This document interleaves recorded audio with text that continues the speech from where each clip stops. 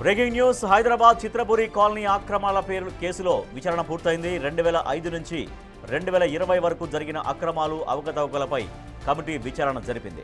ఈ నివేదిక నవంబర్ 27న ప్రభుత్వానికి అందింది. ఈ అక్రమాలకు మొత్తం 15 మందిని బాధ్యులను చేసింది కమిటీ. బాధ్యుల నుంచి మొత్తం 43.78 కోట్లు రికవరీ చేయాలంటూ నివేదికలో పొందుపరిచారు.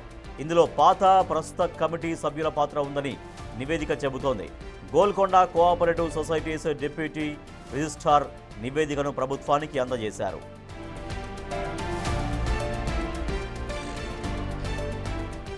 పలువురు సినీ పెద్దల పాత్ర ఈ అక్రమాల్లో ఉందని రిపోర్టు చెబుతోంది. తమ్మారెడ్డి, పరుచూరి వెంకటేశ్వరరావు, వినోద్ బాలా, కొమర వెంకటేష్, కాదంబరి కిరణ్, బత్తుల రఘు, దేవినేని బ్రహ్మానంద, వల్లభనేని అనిల్తో పాటు పలువురి పేర్లు కనిపిస్తున్నాయి.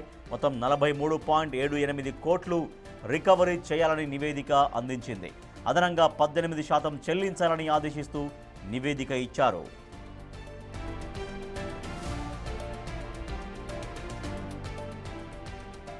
హైదరాబాద్ చిత్రపురి కాలనీ అక్రమాల కేసులో విచారణ పూర్తయింది. 2005 నుంచి 2020 వరకు జరిగిన అక్రమాలు అవకతవకలపై కమిటీ విచారణ జరిపింది. మరింత సమాచారాన్ని మా ప్రతినిధి సురేష్ అందిస్తారు. సురేష్, ఈ కమిటీ విచారణ చేసి ఏం తేల్చింది? దీంట్లో అక్రమాలకు అవకతవకలకు ఎవరెవరు పాల్పడ్డారు, ఎంత మొత్తంలో పాల్పడ్డారు అనే దానిపైన ఎటువంటి క్లారిటీ వచ్చింది? అంటే చిత్రపురి కాలనీకి సంబంధించి సినీ పరిశ్రమలోని పెద్దలు అవినీతికి పాల్పడ్డారని చెప్పేసి కూడా కమిటీ రిపోర్టు నివేదికని ప్రభుత్వానికి అందించడం జరిగింది.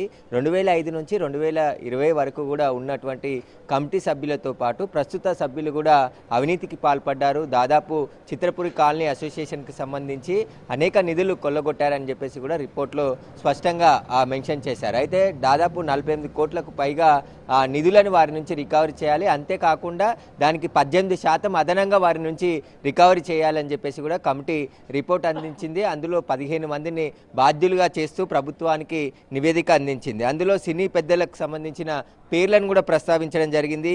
తెలంగాణ ప్రభుత్వానికి నివేదికలో వాళ్ళ పేర్లను కూడా చెప్పడం జరిగింది. అందులో నివేదికలో తమ్మారెడ్డి, పరుచూరి వెంకటేశ్వరరావు, అదేవిధంగా వినోద్ బాలా, కొమర వెంకటేష్, కాదంబరి కిరణ్ పేర్లతో పాటు రఘు, బత్తుల రఘు, దేవినేని బ్రహ్మానంద, వల్లభనేని అనిల్తో పాటు మరికొందరు పేర్లను కూడా మెన్షన్ చేయడం జరిగింది. 43.78 కోట్లను రికవరీ చేయాలని చెప్పేసి కూడా నివేదిక పేర్కొంది. అయితే మొత్తం 15 మంది ఈ అవినీతికి పాల్పడ్డట్టు వారి పేర్లని రిపోర్ట్లో మెన్షన్ చేసింది.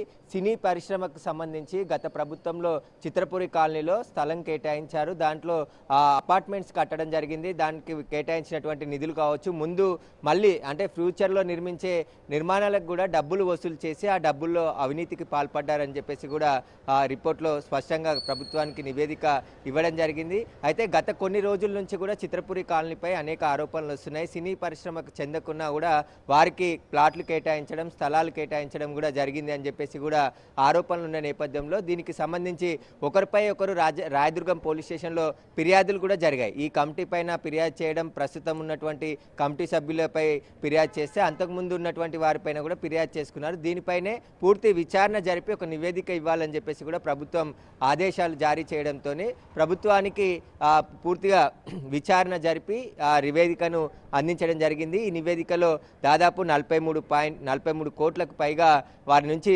రికవరీ చేయాలని చెప్పేసి కూడా నివేదికలో పేర్కొంది. కాబట్టి ఇప్పుడు ఈ సినీ పెద్దలకు సంబంధించి ఎవరెవరి పాత్ర ఉంది, ఏ విధంగా అవినీతికి పాల్పడ్డారు, వాటన్నిటికీ సంబంధించిన స్పష్టమైన రిపోర్టు ప్రభుత్వానికి అందించారు. కాబట్టి వాటిని రికవరీ చేయడంతో పాటు 18% అంటే ఇప్పుడు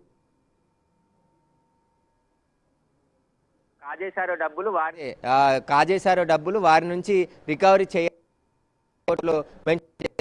ఇప్పుడు ప్రభుత్వం ఏం చేయబోతుంది నివేదిక ద్వారా అని చెప్పేసి ఉత్కంఠ నెలకొంది. ఎందుకంటే చిత్రపురి కాలనీలో అనేక అవినీతి జరిగింది అని చెప్పేసి కూడా అనేక సార్లు ఆరోపణలు వచ్చాయి, విచారణ జరిగాయి, కమిటీలు వేశారు, రిపోర్ట్లు అంటే కేసులు పెట్టుకున్నారు. కానీ ఇప్పటివరకు తేలింది ఏమీ లేదు. కాబట్టి ఇప్పుడు ప్రభుత్వం ఎలాంటి నిర్ణయం తీసుకోబోతుంది, ఈ నివేదిక ఆధారంగా చిత్రపురి కాలనీకి సంబంధించి డబ్బులు కాజేసిన 15 మంది పైన చర్యలు తీసుకుంటుందా, వారిపైన చట్ట ప్రకారం ఎలాంటి చర్యలకు ముందుకు వెళ్తుంది అనేది ఉత్కంఠగా మారింది.